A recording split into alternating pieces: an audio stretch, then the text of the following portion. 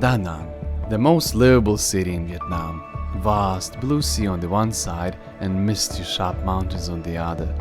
Bays, rivers, canals, bridges, all this is concentrated in this beautiful and lively city. I was really excited to go to that city. My plan was to fly my drone and film every single bit of this beautiful city.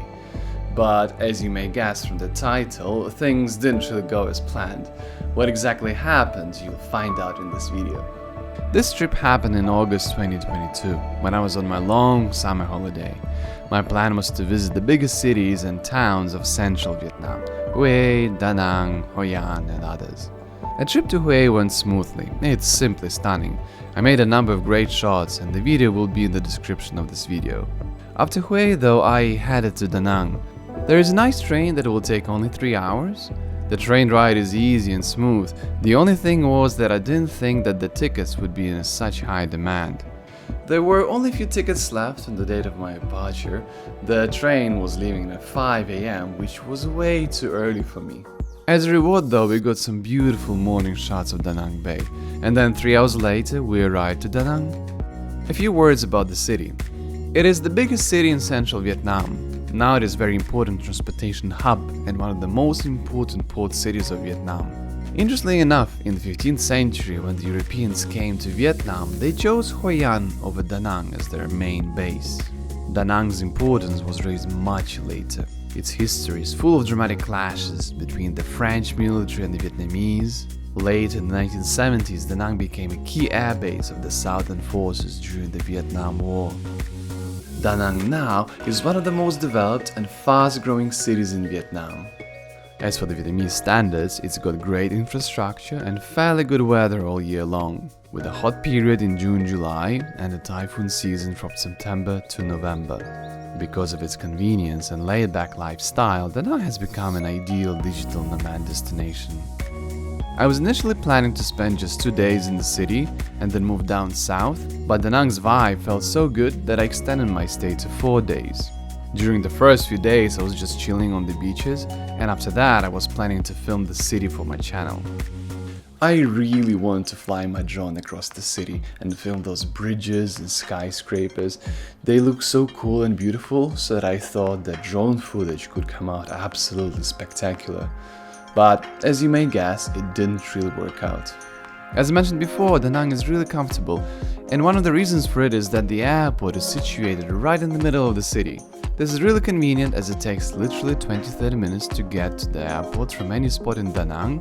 So yeah, this is cool, but not cool for drone filming.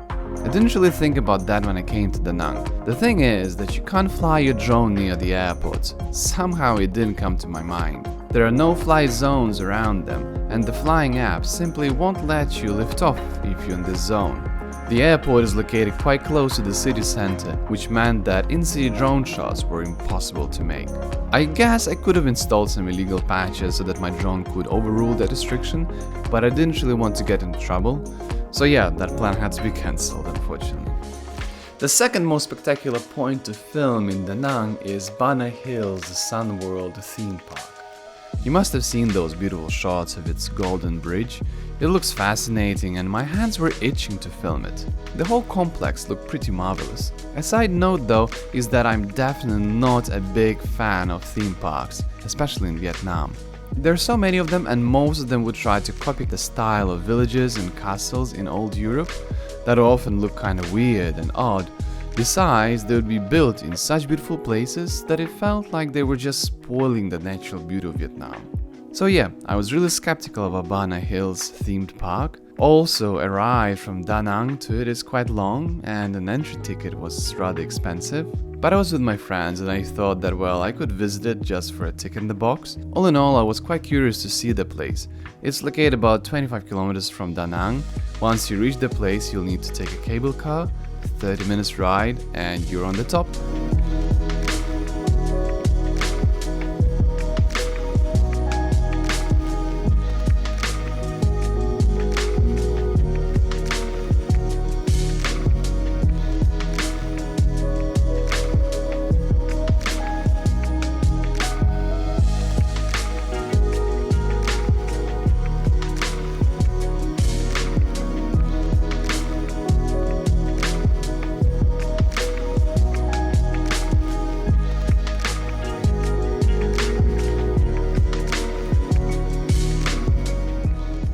To my surprise, it was not as bad as I thought.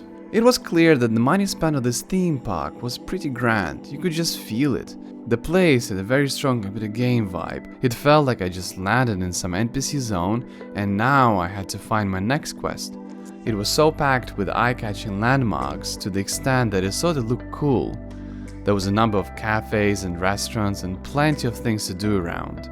We arrived there in the late afternoon and to be honest we barely managed to see everything. The park closes at 5, we were the last to leave. As for the Golden Bridge, well, you'll find hundreds of videos on YouTube of disappointed people who came to the bridge and were appalled by the crowds. It is true, it does get pretty packed and the reality is definitely not as pretty as they would show in the pictures. However, the view from the top is still beautiful and the bridge is a quite impressive construction, so I'd say if you are in the area of Da Nang, still do pay a visit to it.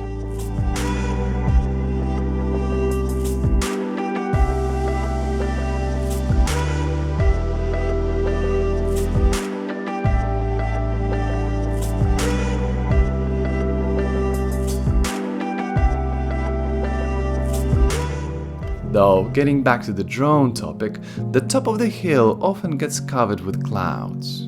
A few hours after our arrival, a thick fog covered the hill, and then it started raining, so flying a drone became just impossible.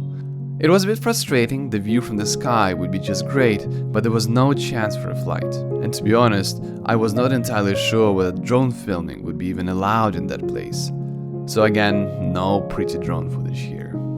Despite some challenges with shooting the city and Bana Hills, I still managed to get some really good shots. The first lucky shot was the beach area, which is far enough from the airport that flying a drone was possible. The beach of Da Nang is just great, especially if you're there in the right season. I would avoid attending the beach during the autumn season because of the typhoons that cross the South China Sea. These typhoons can be quite dangerous and every year they cause a lot of damage to the infrastructure. Winter Da Nang feels rather fresh. The temperature drops to around 22-26 degrees Celsius, so not ideal for a swim either. Late spring and summer seasons would be the best for swimming. Summer in Da Nang is hot and humid while the sea is so clean and refreshing.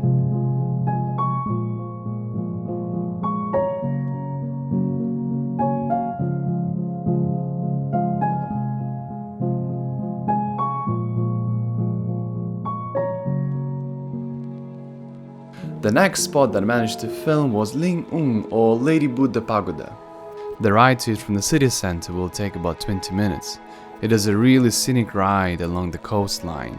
The complex looks gorgeous, a symmetrical pagoda with multiple statues and bonsai trees around it. The highlight of the complex is the Lady Buddha statue, which is one of the tallest statues of this kind in Vietnam.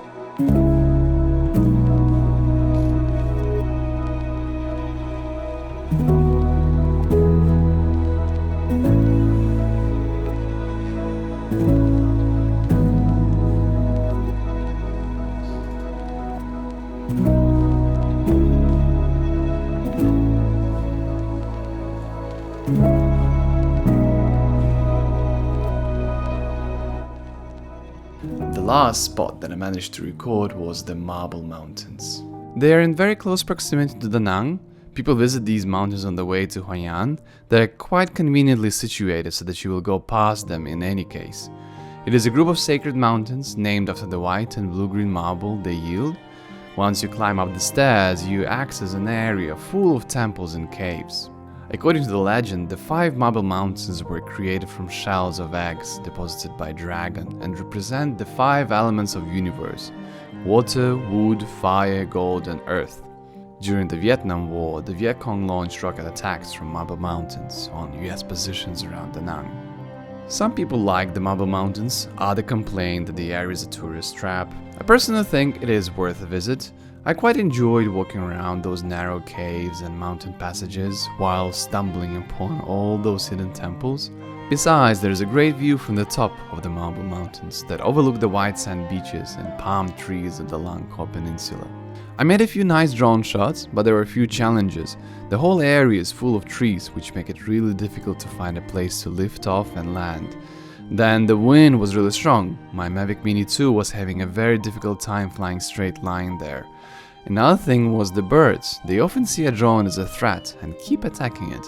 I've been lucky so far, but I've seen videos on the internet where encounters like that did not end up well for the drone.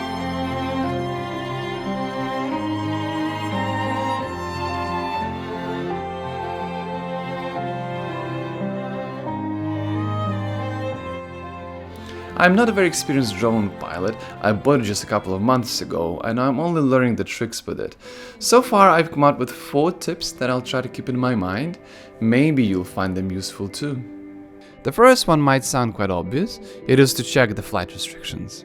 Before flying, I should look at the map and check whether there are any airports or any restricted areas that will stop me from flying my drone. The second point would be to check the weather conditions. The weather may be quite unpredictable, but if a forecast says there's a high chance of rain, well, no drone, no need to even take it with me. The third is to think about the liftoff and landing plan ahead. Before the shoot, I need to analyze the terrain and think whether the landing spot is safe. I might be able to easily lift off, but then because of the wind or surroundings, it may be really hard to land. The last bit would be birds and wind avoidance. I just need to be watchful. If the birds keep attacking the drone, then maybe it's better to stop the shoot and move somewhere else. While as for the wind, the higher you climb, the stronger the wind goes. So I wouldn't really expect to film anything on the top of the mountains. And this will be the end of the video. I hope you enjoyed it.